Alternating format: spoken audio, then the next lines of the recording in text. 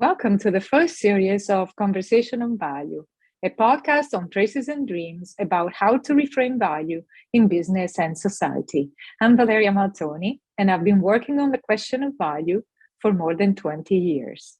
This episode will be about value in use, the solution to humanity's value crisis with Peter Tunjic.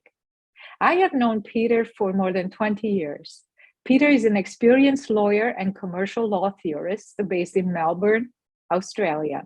His research interests intersect corporate law, theory of value, and non-equilibrium thermodynamics.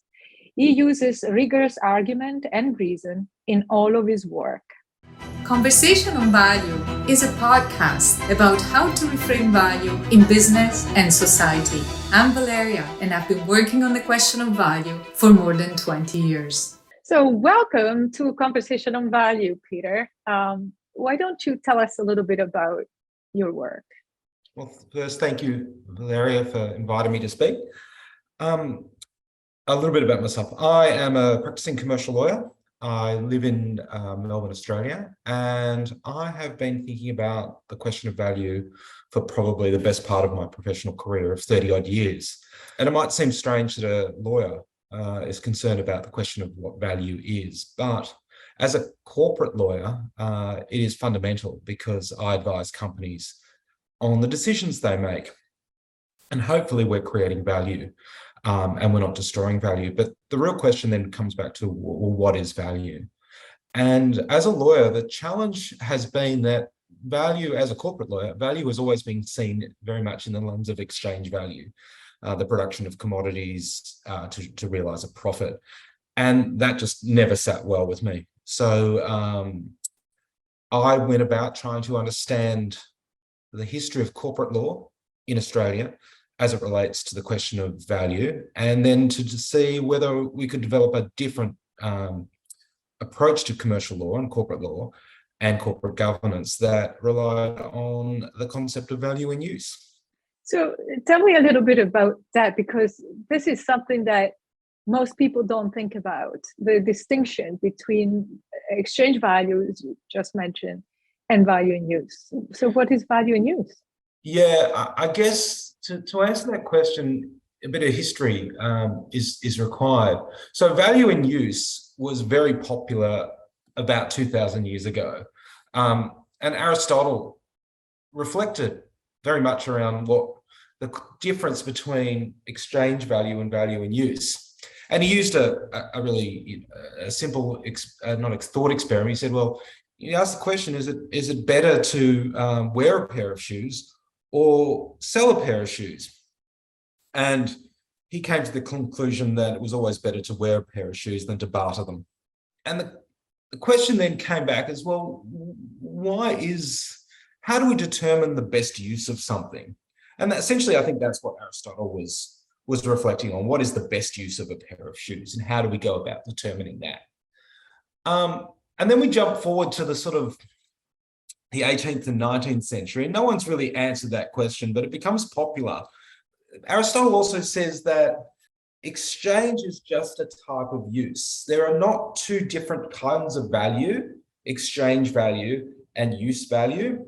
There's only one different kind of value. And wearing a pair of shoes is one use, and bartering a pair of shoes, exchanging them for something else, is just another use.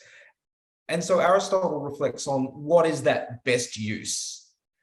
But we then go to the sort of 18th, 19th, 20th century economists, and they say, well, we're not going to answer that question. We're going to say, let's just focus on exchange value. Let's forget value in use, essentially, as a serious subject of inquiry, because that's just about subjective individual preferences. And it's about how useful something is to an individual. So you can't really think about that scientifically, but we can think scientifically about the exchange value. Why does something have a certain price, and why do things get exchanged in a marketplace? And so we get the sort of Adam Smith approach, the Marxist approach, and then the neoclassical or the marginal utility approach that we have now, underpinning neoclassical economics, which basically says, they do answer the best use of a thing, but not relating to the usefulness of a thing, but in relation to preference, individual preference, and maximizing profit. So they kind of eliminate this idea of use value at all. And so we tend to think now of value as exchange value. Whether we're aware of it or not, we think about whether something has value is something that comes into the market and can have a price. Now, which goes back to the question of, well, then what is use value? If historically we haven't really thought about it, use value is about essentially the usefulness of something or the utility of something. And what can I use something for? And my approach, which is the nub of my work, is how we define use value beyond simply utility. And I say use value is the best definition of use value is the property of a thing that enables it to affect socially useful change. And that becomes the kernel of my work, that use value is not, and I'll explain why further in this conversation, use value is not just the usefulness to you. Use value is what a thing can do to affect change in the world. So that's interesting, because that provides a little bit of context around the question of value. I feel as if when you talk about exchange value, we've overlooked the question of context, and we've just looked at, what can I get for this? Yeah. So value, whenever you hear it, probably has a silent prefix of either exchange or neoclassical value.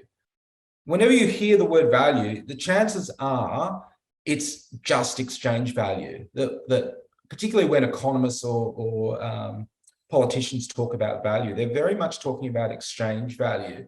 And even when they talk about environmental value, so for example, which does not have the environment does not have a price, they will try and put a price on it in order to create a framework for their decision making, because again, that's the way they think about the world, simply through the lens of exchange value. And markets, commodities, production, GDP are all part of a very a stack of ideas that starts around that if we construct a society around the concept of exchange value, rather than, as Aristotle said, exchange is just one kind of use.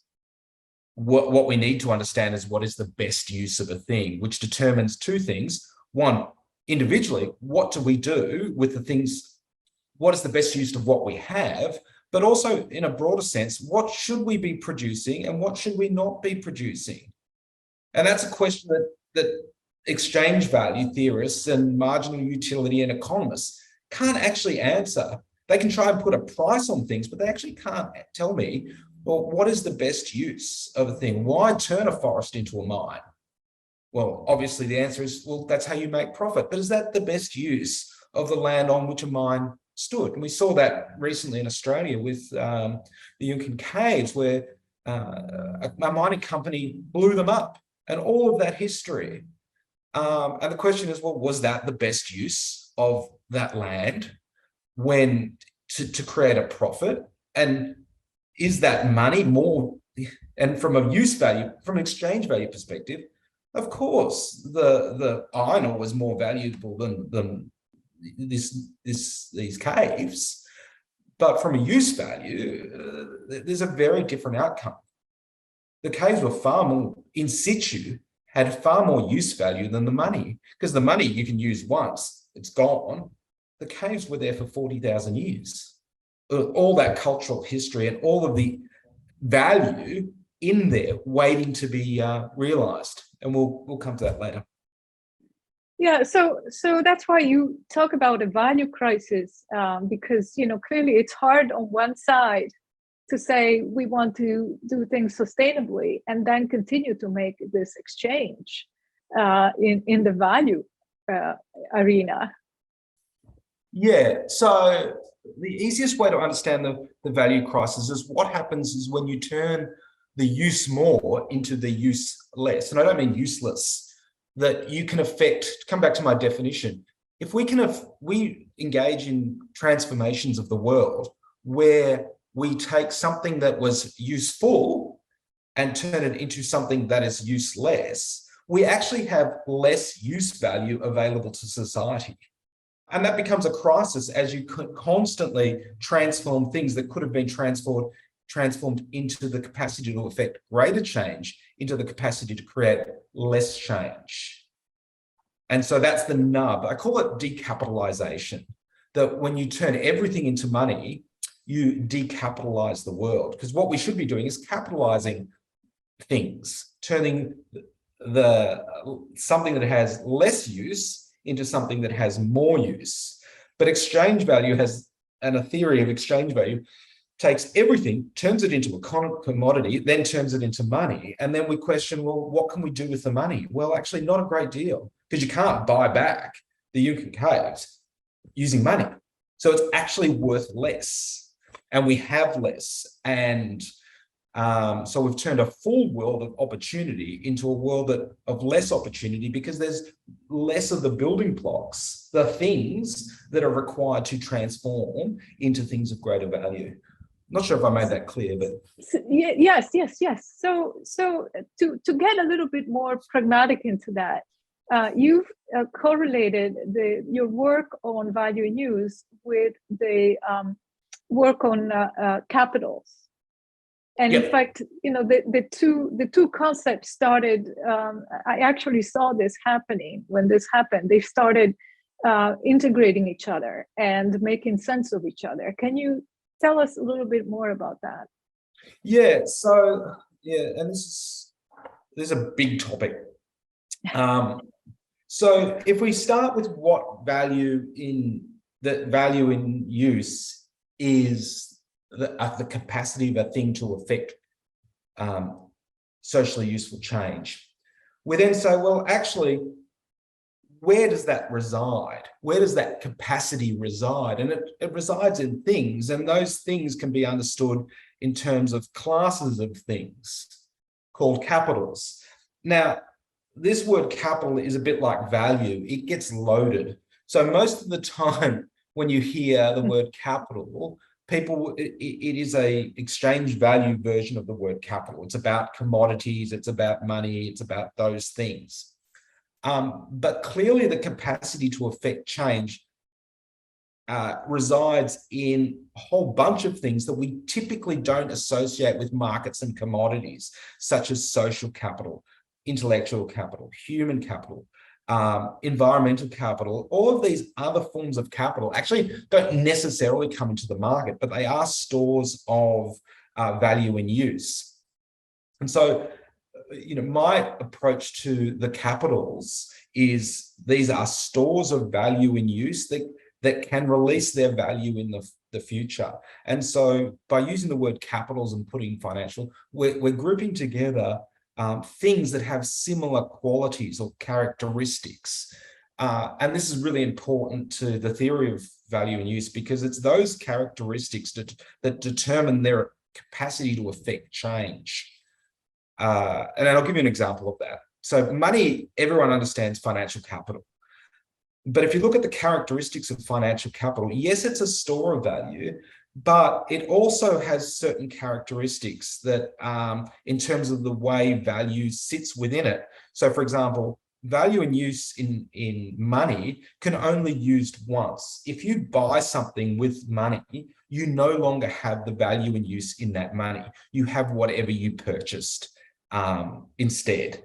So you've replaced one capital with another, and hopefully that can do more work than the money. But if I take social capital as an example, and I'm hoping your audience, I don't need to go into what social capital is, but social capital is different to money in that, and money also declines in value through use if you don't use it through inflation, as we're seeing at the moment. So if we just compare another form of capital, it can also do work, and that's social capital. It doesn't exhaust through use. So for example, if I ask my neighbor to walk my dog and I pay the money, and I say, I'll give you $10. I don't have the $10 and my dog gets walked. But let's use an example where I use my social capital and I ask my neighbor, do you mind walking my dog? And the neighbor says, of course, doesn't ask for any money. In that scenario, my dog got walked, I kept my money, my social capital didn't decline because I don't ask my neighbor all the time to work my dog. The neighbor's social capital went up because of the relationship, and all of a sudden, the net value available has increased because the value in use stored in the social capital of the neighbor, my value in use stayed the same and possibly increased. So what we see is, unlike money that declines through use or exhausts through use, social capital increases through use. So, when you look at these things as capitals, you say, wow, why would I ever turn my social capital into money once, for example, in that cave scenario, the mining company blew up its social capital, but it's for money that could only be used once, whereas its social capital could be used 1,000 times. And you question, well, how did the board ever think that was a good idea? The best use of these lands was to turn it in their social capital into money that could do less work than their social capital. Just bizarre. So in one of the conversations that we had over the years, you also mentioned that the transfer of value from one of the social or intellectual or human capitals doesn't just happen. It needs an engine to transfer. So you want to talk to me a little bit about that, because I think the cave example is an example of that, right? History and what was there that is no longer there, that could work to help. Yeah, and I'll try. I think there's two questions or two propositions there. Question really is, how is value in use generated? So value in use is generated when one form of capital is transformed into another form of capital, and the second capital can do more work than the first capital. That's the proposition or the suggestion I'm saying. So take human labor. We exchange it for money because if you don't use your time, you're going to lose it, right? And so the question is, well, if I transform my time into money through a job, I now substitute something that I wasn't going to have, my time. I've turned that into something called money. Money actually loses its value slower than time. So the properties of money have greater use value over a period of time. And that's why we transfer our time into money through work. Now, that doesn't happen spontaneously. You need an engine or a prime mover. And so employment is an example of a prime mover. It's like an engine, it's like a steam engine that turns steam into motion. But we're not turning heat into motion, we're turning time into money. It's the same principle. You need something interposed between various capitals in order to turn one into the other. Does that help? Yes. That first part? Yes. And these steam, everywhere you look, once you see this, are these prime movers that are turning one thing into another. So once you understand but it doesn't happen spontaneously. That's the other thing. Decline happens spontaneously. Value creation, turning the use more or less into the use more, does not happen spontaneously. It needs one of these engines. And by the way, these engines consume value in use. Back to the caves. So the caves were part of our Indigenous culture, Australian Indigenous culture, and artifacts and all the social capital and the story and the built infrastructure of 40,000 years was there. And to some extent, the value was always there. And everyone was looking at this and saying, well, it has no value, but it has value in use. Once over 40,000 years, the environment, the built environment that had been subsequently been destroyed, was invested with value. Now, the fact is that the mining company just didn't realize how to build an engine to extract that value, but that value was there. It was available, but it was inaccessible because this is the value in its as a built environment with history and culture and everything. Could have been tapped into in other ways to create value without destroying that. Tourism, acknowledgement of country, all of these things are a way of using that culture to create more value. But when they destroyed it for money, they eliminated the possibility that they could have extracted that value into another form of capital. That's that goes back to that first question that, why is it important to understand value and use? Because it tells you what you shouldn't do. You should not destroy country and culture, because culture is a store of value for money. And that value in culture, being what I call fiat, doesn't, it just keeps working. And we destroyed it, or this mining company destroyed it. And it's a tragedy because, when you've got culture and social capital invested in culture, it just keeps working, provided you build the mechanisms or the prime movers to transform that into another form of capital, more social capital, more cultural capital that we can then rely on and draw on to continue this process of change in our world. Yeah, I'm just reminded, I saw a story today, but it's pretty frequent in Italy. A lot of the cultural sites that apply for UNESCO status, so that there can be a concept around them to preserve them and maintain them and continue telling the story around these sites and how they came to be. So that sort of resonates with what you were just saying. Yeah, and it's the notion that culture is a store of value. Beauty is a store of value and use, because it's energy in the environment that's available for us, for everyone. And what's more, I don't have to exchange it. So this is the interesting thing, with certain, the exchange value construct, constantly having to think about life in terms of what I have to give up, but in order to get. But there's certain classes of capital that are in the environment that are freely available to draw down on, to power society, to think of it that way. That there's no exchange because I'm not taking away from it. It's there, and its value doesn't erode. Value only erodes when we destroy it. So when we destroy culture, we destroy it forever, and all of that value that could be constantly being transferred to do work is destroyed.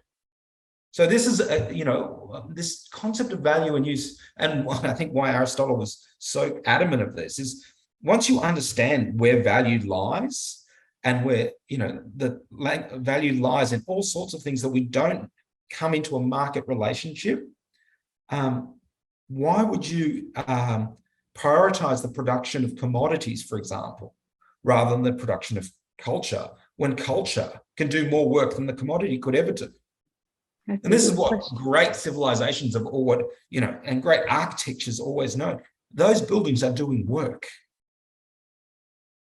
You're smiling. Yes, because that's a great question. I wanted to shift gears a little bit, because I'm listening to this and I'm thinking, so what can I do, right? And it goes back to something I've heard it in a conversation recently. Somebody asked, how can you be a good person? Which is kind of, I feel, $1 million question today. But I know you and I talked about that, the idea of, being a good person and, kind of around the context of, value. And you mentioned a little bit about beauty, and I would put care in there with it, and love, certainly. I guess for me, it's about, creating energy, flourishing, and enable everyone to flourish, but not because you're trying to, but you're living a life that's consistent with the big principles of the way we organize the world and organize the universe. And that's essentially what value theory taps into, that provided the net production of energy available to ourselves and dissipated to others is increasing, we are creating an environment of flourishing. And that's why I don't like the word sustainability. There's a big move around sustainability and donuts, and you would have sort of, living within constraints of the planet. And I've got a lot of time for the proposition, obviously, that until we know better, we should, essentially have a precautionary principle and only create those commodities which are consistent with environmental constraints that we live in. We live in a planet with constraints. But I think it's a temporary thing until we get back to how we flourish as a society, and a humanity flourishes again. So we go from lessness, the production of lessness, which is underpinned by exchange value, to the idea that we're producing more energy together so that there's more energy available for everyone to flourish. So it's going from sustainability to flourishing or development. I don't like growth because, balloons grow and pop. Growth is not a meaningful metric in terms of value and use. Net available energy value is. And again, one thing I should add is that, value and use is just energy in its social form. And so concepts like energy, stores of energy, transformations of energy are not just metaphor when applied into the social space. It actually might be what's going on. That's what I'm suggesting. And that's just madness to even suggest that, because, no one really thinks about it that way. But if you think about it that way, you can actually start to develop an alternative narrative to this production, consumption, doing it all within planetary boundaries. It's kind of constraining and not particularly fun, to think about a world where we're so constrained, as opposed to, let's have a world that flourishes again. Hence why the communities, in the early days of social media, communities were flourishing because there was this implicit understanding that, we were all creating this energy together. It felt energizing. Yeah, and again, creating's a word, and you know me well that I'll sort of pick up on words and talk about them for way too long. We talk about creating energy, but I think that's the wrong word. I think we should be talking about generating energy, because when we talk about generating energy, immediately that comes to mind is, what was the input and what was the output? And in your example of social media, we were constantly, we were generating energy because there were inputs and outputs, and people were sharing their intellectual capital, essentially. And this is a really cool thing about intellectual capital. We should prioritize the production of intellectual capital, because two things. One, you can use it and still have it, unlike money or commodities. Two, the more you use it, the more you have of it. So, if we share our ideas, we've still got our idea. We also have the knowledge that the other person has that idea. And we also have the contribution of that individual. Now, if you go for a net value and in use analysis, the value and use in society went up when intellectual capital is produced. Because if it's the capacity to affect change can sit in all sorts of things, what we're seeing is value and use go up. Even if the exchange value, there was no money involved. And this is the sort of crazy thing about, the way we measure things, that, we measure GDP, for example. GDP, our exchange value can go up. We can sell more stuff, but our use value can go down. You can have more money, but less capacity to affect change in the world. It sort of turns a lot on its head when we look at certain things and say, wow, I've created this bucket of money, but I actually have less capacity to change the world because I've got this, bucket of money. I'm curious about how you talk about these topics with corporations. Look, I don't. I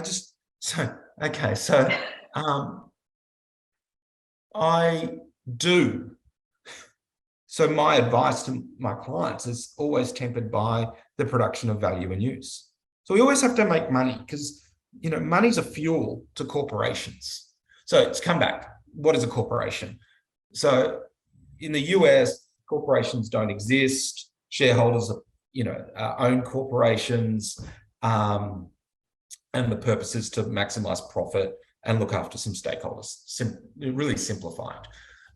In Australia, the law is different, and it says, essentially corporations exist, and the duty of directors is owed to the corporation.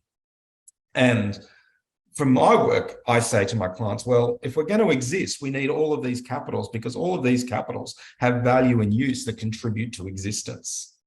So if we maximize one and don't have all of the others that we need to exist, we won't exist for very long. So in terms of my advice, this is always there, that we're tempering, and to whether it's to boards, certainly advise boards, that temper the maximization of profit at the expense of value and use. So essentially encouraging two analyses to be undertaken: a financial value return equation and a net value and use return, and always prioritizing the value and use equation, because you need both equations going on. But I don't, it's baked into the advice without lecturing or, doing this sort of thing, because it's, that's not what they're there to do. And again, any attempt to discuss this at any particular level tends to get ignored.